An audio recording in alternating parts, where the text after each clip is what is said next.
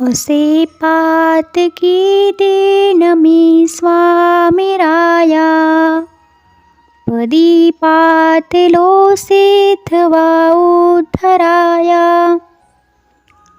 नसे अन्य त्राता जगिया दिनाला, समर्था तुझ्या विन प्रार्थू कुणाला. समर्था तुझ्या विन प्रार्थू कुणाला.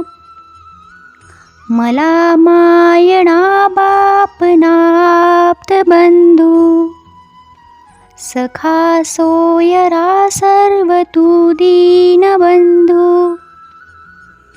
तुझा मात्र आधार याले कराला, समर्था तुझ्या विन प्रार्थू कुणाला. समर्था तुझ्या विन प्रार्थू कुणाला. ज्याप्रमाणे स्वामींचं श्री स्वामी समर्थ अष्टक हा एक भयमुक्त महामंत्र आहे आणि जो आपण म्हटल्याने वाचल्याने आपल्याला आपल्या मनातील भीती दूर होण्यास मदत होत असते, त्याचप्रमाणे स्वामींची मानसपूजा ही एक अतिशय प्रभावी सेवा आहे. ह्या सेवेने आपल्या मनातील अनेक दुविधा अनेक संकटे दूर होण्यास मदत होत असते. तर आज आपण या व्हिडिओतून स्वामींची मानसपूजा कशी करायची किंवा मानसपूजा म्हणजे काय, ती कशा प्रकारे आपण करू शकतो हे आज आपण या व्हिडिओतून जाणून घेणार आहोत. व्हिडिओला सुरुवात करण्या अगोदर मी स्वामी महाराजांना त्रिवार वंदन करते, गुरु आदरणीय प्रदीप दादा यांना कोटी कोटी प्रणाम करते आणि तुम्हा सर्वांना श्री स्वामी समर्थ म्हणून तुमचं आपल्या या विश्वास आणि अध्यात्म या चॅनलवरती खूप खूप मनापासून स्वामीमय असं स्वागत करते. आपल्या सर्वांना माहीतच आहे की मन हे सगळ्यात शक्तिशाली आहे आणि जेव्हा मनाने आपण एखादी गोष्ट साध्य करण्याचा प्रयत्न करतो तेव्हा ती नक्कीच साध्य होण्यास मदत होते. मनाची शक्ती ही फार प्रभावी आहे, म्हणूनच आपल्याला मन आपलं ताब्यात ठेवण्यासाठी सांगितलं जातं आणि या मनावर आपण ताबा मिळवला तर नक्कीच आपल्याला असाध्य गोष्टी या साध्य होण्यास सुरुवात होत असते. तर मानसपूजा म्हणजे काय, मनातल्या मनात आपण स्वामींची पूजा करतोय असं मनातल्या मनात आपण अनुभवायचं आहे आणि मनाने स्वामींना वंदन करायचं आहे, स्वामींची पूजा करायची आहे. आणि ही मानसपूजा अतिशय प्रभावी सेवा यामुळे होऊन जाते कारण आपण पूर्ण मन एकाग्र करून आपण स्वामींची सेवा करत असतो आणि नक्कीच जेव्हा आपण एखादी सेवा मनापासून करतो तेव्हा ती स्वामींपर्यंत पोहोचतच असते. तर मानससेवेचे देखील आपल्याला खूप सुंदर असे फळ मिळते. जेव्हा ही मानसपूजा आपण मनापासून करत असतो तेव्हा स्वामी आपल्याला नक्कीच तारत असतात, स्वामी आपली प्रार्थना ऐकत असतात. बराच वेळा काय होतं, आपली इच्छा असते की आपल्याला स्वामींची सेवा करायची आहे, खूप मनापासून इच्छा असते, परंतु अनेक कारणामुळे आपण ती सेवा करू शकत नाही किंवा आपल्याकडून ती होत नाही. अनेक अडीअडचणी येतात, जसे की सुतक किंवा मासिक पाळी किंवा बहुतेक अशी कारणे असतात की ज्यामध्ये आपण सेवा करू शकत नाही किंवा सेवा करायची नसते आणि अशा वेळेला आपल्या मनामध्ये तर इच्छा असते की आता सेवा तर करायची आहे पण कशी करायची. अशा वेळेला जर आपण स्वामींची मानसपूजा केली तर नक्कीच ही एक प्रभावी सेवा ठरते. तर स्वामींची मानसपूजा म्हणजे काय हे आपण आता बघितलंच.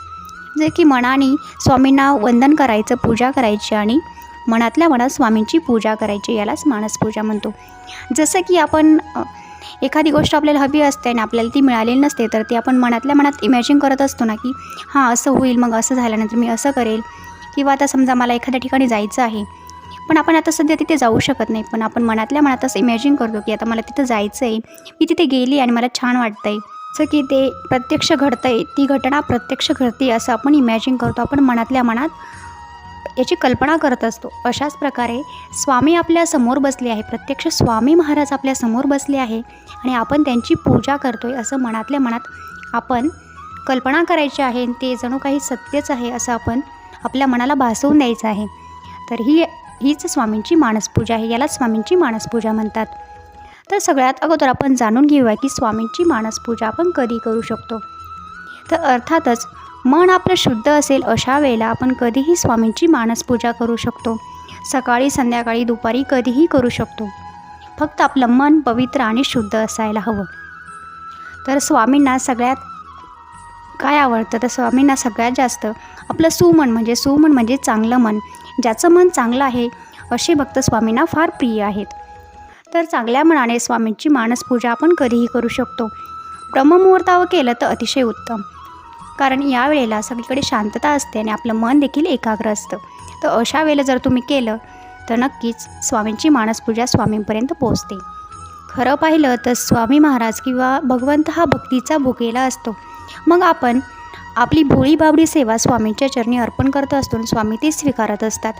परंतु स्वामी ब्रह्मांड नायक आहेत आणि देवी देवता हे आपल्यापेक्षा नक्कीच श्रेष्ठ आहे. आपण त्यांच्यापुढे काहीच नाही. तर देवी देवतांना बसण्यासाठी सोन्याची आसने लागतात. सोन्या चांदीची आसने ही देवी देवतांना लागतात. तर स्वामी आपले ब्रह्मांड नायक आहेत आणि आपण खरं आयुष्य जगत असताना आपण ह्या गोष्टी सगळ्या काही नाही करू शकत. परंतु आपण जेव्हा ही मानसपूजा करत असतो तेव्हा आपण स्वामींची पूजा करण्यासाठी सोन्या चांदीची वस्तू आपण वापरू शकतो. तर मानसपूजा करताना सगळ्यात अगोदर आपलं मन हे शुद्ध आणि शांत पवित्र ठेवायचं आहे. मनामध्ये अगदी म्हणजे आपलं मन आनंदी कसं असतं तसं आपण अनुभवायचं आहे. मग असं अनुभवल्यानंतर आपण स्वामी महाराजांना स्वामी महाराज आपल्या पुढे बसले आहे, आपले प्रत्यक्ष ब्रह्मांड नायक आपल्या पुढे बसले आहे अशी कल्पना मनातल्या मनात करायची आहे. अतिशय तेजोमय असे स्वामी महाराज आपल्या पुढे बसलेले आहेत. स्वामींच्या चरणातून स्वामींच्या पूर्ण देहातून तेज बाहेर पडत आहे असं आपण मनातल्या मनात इमॅजिन करायचं आहे, कल्पना करायची आहे. तर सगळ्यात अगोदर आपण स्वामींना प्रार्थना करायची आहे की हे स्वामी राया, मी तुमच्या चरणांना हात लावू इच्छिते. तर तुमच्या चरणांना हात लावण्याची मला अनुमती द्या, मला परवानगी द्या. कारण आपण तेवढे मोठी नाही की आपण स्वामी महाराजांच्या पायाला डायरेक्टली हात लावू शकू. तर स्वामींना अशी प्रार्थना करायची आहे. हलके हात फिरवून त्यांच्या चरणांखालची धूळ आपल्या डोक्यावर लावायची आहे. त्यानंतर स्वामींचे चरण हे चांदीच्या आसनावरती किंवा चांदीच्या पाटावरती ठेवायचे आहेत. मग स्वामींना मनातल्या मनात प्रार्थना करायची पुन्हा एकदा की स्वामी माऊली, मी जी काही सेवा करते ती तुमच्या चरणी अर्पण करून घ्या, तिचा तुम्ही स्वीकार करा. आणि आपण मानसपूजा, मी तुम्हाला आधी सांगितली की आपण मानसपूजा करतोय तर आपण सोन्याच्या वस्तू वापरू शकतो. तर त्यानंतर पंचामृत एका चांदीच्या वाटीमध्ये घ्यायचं आहे आणि पंचामृताने स्वामींच्या चरणांना हलकेसे हात फिरवून ही पंचामृत स्वामींच्या चरणावरती आपण लावायचं आहे. अगदी सगळ्या साईडनी लावायचं आहे. स्वामी महाराज ब्रह्मांडाचे नायक आहेत आणि जेव्हा त्यांनी धरतीवरती अवतार घेतला तेव्हा त्यांनी मनुष्य रूपात अवतार घेतला. तर अर्थातच मनुष्य रूपात अवतार घेतला तर त्यांना देखील त्यांच्या शरीराला जसं मानवाला आपल्या काही लागल्यानंतर इजा होतात तशा हे स्वामी महाराजांना त्या जाणवत असायच्या. पण तरी देखील स्वामी महाराज अनवाणीच फिरायचे. अख्ख्या अक्कलकोटमध्ये स्वामी महाराजांनी भ्रमंती केली, पूर्ण भारतभर भ्रमंती केली, तर स्वामी महाराज हे अनवाणीच फिरायचे. तर स्वामींच्या पायाला कुठे जखम झाली आहे का? स्वामी अर्थातच स्वामी तर ब्रह्मांड नायक आहेत. परंतु जसं आपण आपल्या बाळाला काही लागल्यानंतर आपलं मन कसं दुखतं किंवा आपल्याला किती वाईट वाटतं, तसं आपण स्वामींच्या चरणांना कुठे लागले की बघायचं आहे. स्वामींच्या चरणावर हळुवारपणे हात फिरवायचा आहे. हात फिरवत पंचामृताने स्वामींच्या चरणांना सगळीकडून पंचामृत हे लावायचं आहे. तर अशा प्रकारे जसं आपण लहान बाळाच्या पायाला कशी मसाज करतो तसं स्वामींच्या पायाला पंचामृताने मसाज करायचे आहे. त्यानंतर शंखामध्ये गंगाजल, म्हणजे जे गंगाजल असतं ते गंगाजल, अनेक पवित्र नद्यांचं असं गंगाजल हे शंखाद्वारे कोणाला तरी वरून टाकायला लावायचं आहे ना आपण पुन्हा एकदा स्वामींच्या चरणावरती हळुवारपणे मसाज करायचं आहे. हळुवारपणे स्वामींचे चरण आपण धुवायचे आहेत. तर स्वामींची आपण मानसपूजा करत आहोत. मानसपूजा म्हणजे मनातल्या मनात हे आपण स्वामींची पूजा करत आहोत. तर गंगाजल हे थोडंसं कोमट असावं, कारण स्वामी महाराज, आपण कसं लहान बाळाला आंघोळ घालताना आपण चेक करून बघतो की पाणी हे कोमट आहे की थंड आहे की गरम आहे. तर स्वामी महाराजांना काही त्रास होऊ नये, स्वामींच्या चरणांवरती आपल्या गुरूंची आपण सेवा करत आहोत, गुरूंना काही त्रास होऊ नये यासाठी ते पाणी अतिशय कोमट, म्हणजे थोडंसंच कोमट करायचं आहे. खूप थंड नाही करायचं, खूप गरमही नाही करायचं. ते कोमट पाणी आपण स्वामींच्या चरणावरती पुन्हा एकदा टाकत आहोत आणि स्वामींचे चरण आपण धुवत आहोत. तर कोमट पाणी यासाठी घेत आहोत का आपण याच्या अगोदर आपण पंचामृताने स्वामींचे चरण आपण धुतले. तर जे काही तुपकट किंवा ते तेलकट त्या पंचामृताने स्वामींचे पाय जे तेलकट झाले, तुपकट झालेत, तर ते सर्व स्वच्छ व्हावेत यासाठी आपण कोमट पाण्याने स्वामींच्या चरणावरती पाणी ओतायचं आहे. हळुवारपणे पुन्हा एकदा स्वच्छ छान अगदी मायेने, प्रेमाने, अगदी मनापासून आपल्या डोळ्यामध्ये जसे आनंद अश्रू येतात गुरूंची सेवा करताना, असं आपण अनुभवायचं आहे. ते पाय स्वच्छ पुन्हा छान धुवून घ्यायचे आहे. स्वामींचे चरण गंगाजलाने धुवायचे आहेत. साईडला सोन्या चांदीच्या समयांमध्ये दीप प्रज्वलित करायचा आहे. त्यानंतर स्वामींचे चरण स्वच्छ धुतल्यानंतर स्वामींचे चरण पुसण्यासाठी गुलाबाच्या पाकळ्याहून मऊ अतिशय सुती सुंदर छान स्वच्छ असं कापड घ्यायचं आहे आणि त्याने आपण स्वामींचे पावलं पुसत आहोत, त्यांचे चरण पुसून घेत आहोत. आणि अर्थातच आईच्या पदरामध्ये खूप माया असते. तर आईने आपलं पदराने जर आपल्या बाळाचे डोळे पुसले तर ती माया ती ऊब आपल्याला जाणवते. त्याचप्रमाणे पदराने आपण जरी स्वामींचे पाय अगदी मनापासून आनंद अश्रूने ते पुसले तर स्वामींना देखील ही सेवा फार लवकर पोचते. आणि हे करताना आपलं मन अतिशय भरून येत आहे आणि हे भरून येताना आपले जे अश्रू आहेत, आनंद अश्रू आहेत, ते स्वामींच्या पायावरती पडत आहेत असं आपण फील करायचं आहे, असं आपण अनुभवायचं आहे.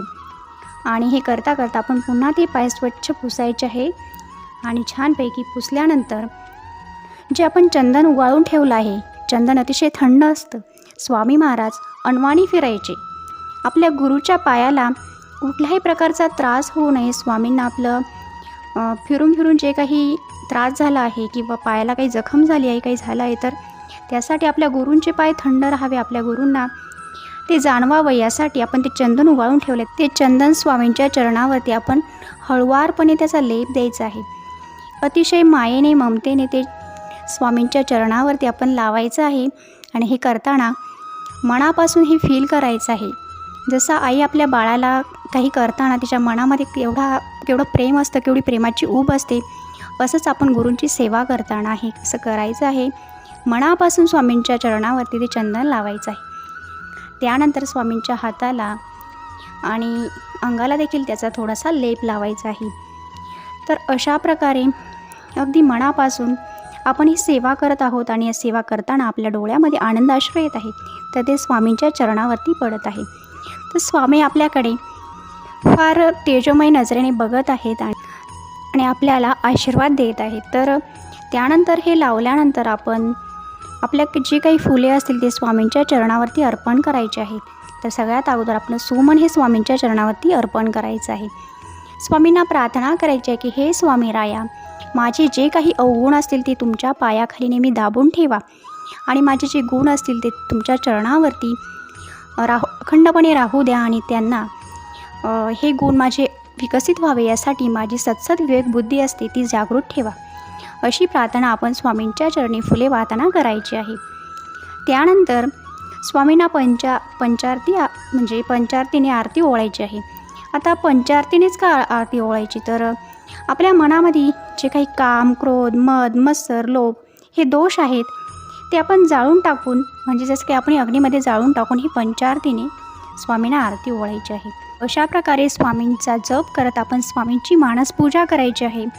आणि स्वामींना प्रार्थना करायची आहे की माझं शारीरिक, बौद्धिक, आर्थिक सगळ्या प्रकारे माझी प्रगती होऊ दे आणि तुमच्या चरणांची सेवा करण्याचं सौभाग्य मला जन्मोजन्मी लाभू द्या, असं आपल्या गुरूंना, आपल्या ब्रह्मांड नायकाला, आपल्या आईला, आपल्या स्वामींना आपण अशी प्रार्थना करायची आहे.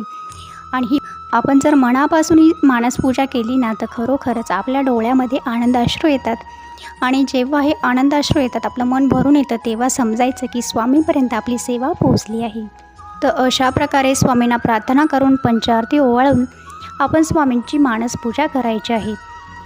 संत तुकाराम महाराजांनी म्हटलं आहे, आनंदाचे डोही आनंद तरंग. तसं आपल्या मनामध्ये ही मानसपूजा करताना आनंद तरंग हे उमटले पाहिजे, या लहरी उमटल्या पाहिजे.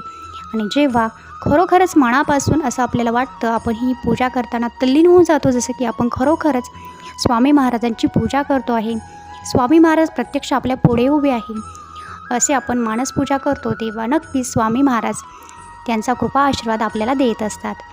तर अशा प्रकारे आपण स्वामींची मानसपूजा करू शकतो. तर आजच्या व्हिडिओतून आपण मानसपूजा म्हणजे काय, स्वामींची मानसपूजा कशी करायची हे आपण जाणून घेतलं. तुम्हाला ही माहिती कशी वाटली, तुम्हाला हा व्हिडिओ कसा वाटला ते तुम्ही मला कमेंटमध्ये नक्की सांगा.